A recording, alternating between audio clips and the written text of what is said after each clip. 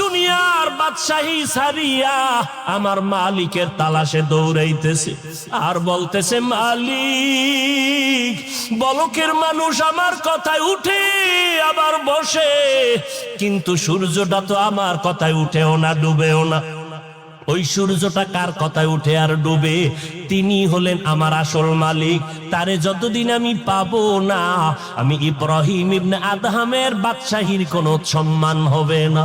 এই বাদশাহ ইব্রাহিম রাজকীয় সব বিছানা ছাড়িয়া সেরা ফারা কম্বল গায়ে দিয়া সাগরের কিনারায় জঙ্গলে দৌড়ায় আর বলে, মালিক, দুনিয়ার টাকা পয়সা ক্ষমতার মজা তো বুঝি, এগুলোর মধ্যে আসলে কিছুই নাই, সাময়িক কিছু মজা, কিন্তু তোমারে যদি না নিয়ে কবরে যাই, তোমারে বন্ধু না বানাইয়া যদি কিয়ামতের দিন উঠি, তখন আমার কবর হবে জাহান্নামের গর্ত, আমার হাসরের ময়দান হবে ভয়ঙ্কর অবস্থা।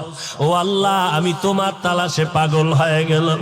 ইব্রাহিম ইবনে আদহাম জঙ্গলে জঙ্গলে দৌড়ায়, সাগরের কিনারায় দৌড়ায়, আর মোহাব্বতে গান গায়, ও দয়ার মালিক, তোমারে কই পাই, আমি তোমার জন্য পাগল পারা হয়ে গেলাম।